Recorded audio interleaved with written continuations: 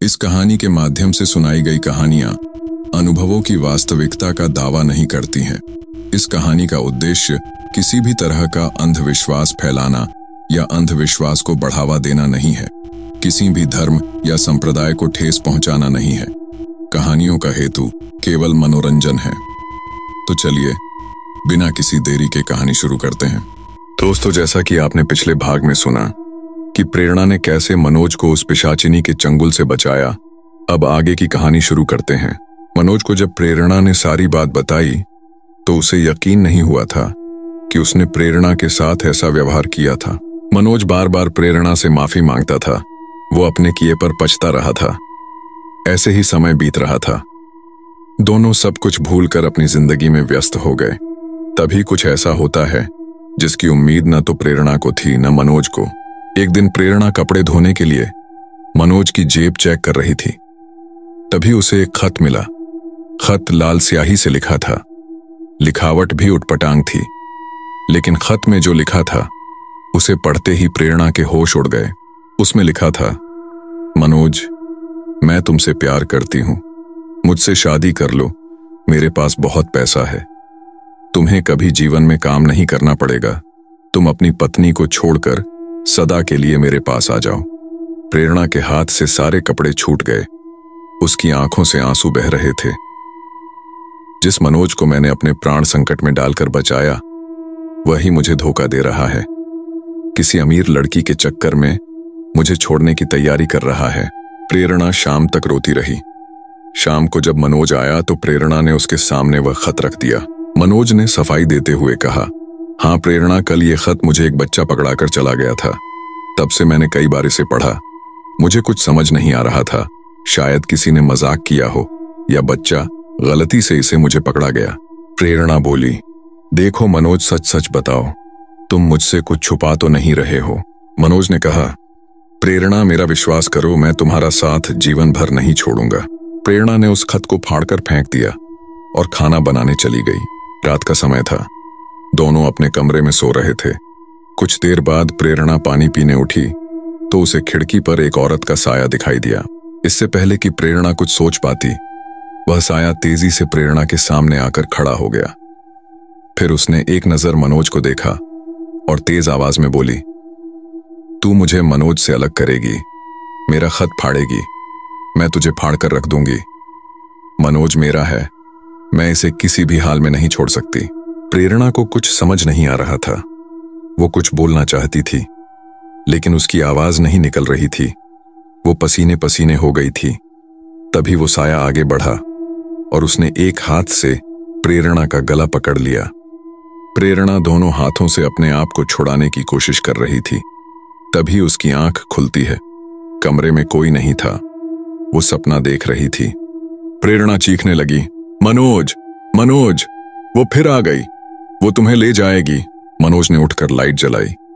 प्रेरणा मनोज से लिपट गई। मनोज को प्रेरणा ने सारी बात बता दी। मनोज भी डर गया। उसने उठकर देखा, लेकिन वहां कोई नहीं था। अगले दिन दोनों तांत्रिक के पास पहुंचे। उसने कहा, मैं जानता था वो इतनी आसानी से पीछा नहीं छोड़ेगी। मनोज बोला, बाबा, कोई तो रास्ता होगा। तांत्रिक बोला, रास्ता है तेरी मौत। पिशाचिनी तुझे मारकर पिशाच बनाना चाहती है, जिससे वो तेरे साथ रह सके। प्रेरणा ने तांत्रिक की ओर गुस्से से देखा। बाबा, आपके पास कोई रास्ता नहीं है तो बता दीजिए, हम कहीं और चले जाते हैं। मैं अपने पति को मरने के लिए नहीं छोड़ सकती। तांत्रिक उसी समय आंख बंद करके बैठ गया। कुछ देर बाद बोला, तुझे केवल एक ही तरीके से बचाया जा सकता है, वो है उस पिशाचिनी को धोखा देकर। मनोज बोला, लेकिन कैसे बाबा, कैसे धोखा देंगे उसे? तांत्रिक ने आगे कहना शुरू किया, तुझे यह दिखाना होगा कि तू भी उसके प्यार में पागल हो चुका है और अपनी पत्नी को छोड़ना चाहता है, लेकिन वो तुझे नहीं छोड़ रही है। ऐसे में वह प्रेरणा पर हमला करेगी। उसी समय हम उसे भस्म कर देंगे। प्रेरणा बोली, ठीक है बाबा, आप तैयारी कीजिए, मैं तैयार हूं।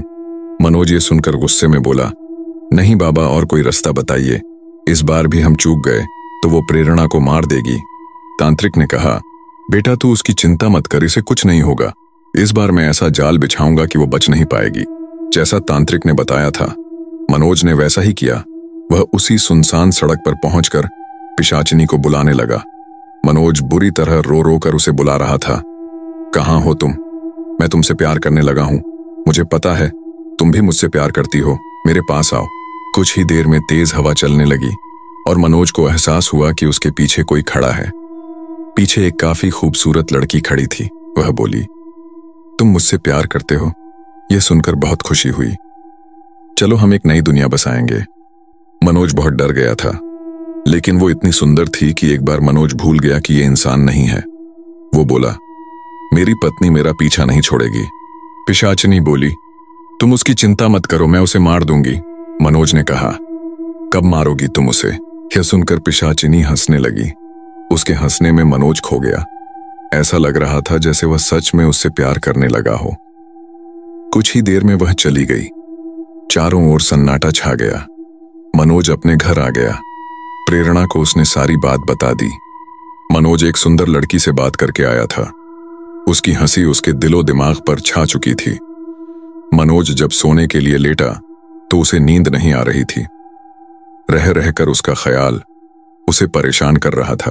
अगले दिन जब मनोज काम पर चला गया, प्रेरणा तांत्रिक के पास गई। तांत्रिक ने कहा, तेरा पति खुद उसके प्यार में पड़ गया। अब मैं क्या कर सकता हूं? वो उसके वश में हो गया है। तांत्रिक ने मंत्र सिद्ध करके एक माला प्रेरणा को दी और कहा, बेटी, इसमें मेरी शक्तियां छुपी हुई हैं। बस इसे कभी अपने से अलग मत करना। जब भी पिशाचिनी तुझ पर वार करेगी, वो खुद भस्म हो जाएगी। प्रेरणा ने घर आकर मनोज को सारी बात बताई, लेकिन मनोज ने इसे एकदम झुठला दिया। 2 दिन बाद वही हुआ जिसका डर था। प्रेरणा घर में अकेली थी। एक सुंदर सी लड़की उसके पास आई और मनोज को छोड़ने को कहने लगी। प्रेरणा समझ चुकी थी कि यह वही पिशाचिनी है। पिशाचिनी ने प्रेरणा पर वार करने के लिए जैसे ही हाथ उठाया, मनोज पीछे से आया और उसने इशारे से पिशाचिनी को मना कर दिया। फिर मनोज ने प्रेरणा की पीठ में चाकू से कई वार कर दिए। प्रेरणा घायल होकर वहीं गिर पड़ी। उसने देखा मनोज और पिशाचिनी दोनों ठाका मारकर हंस रहे थे। और इसी के साथ ये कहानी यहीं खत्म होती है। ऐसी ही हॉरर स्टोरीज सुनने के लिए हमें सब्सक्राइब जरूर कर लीजिएगा।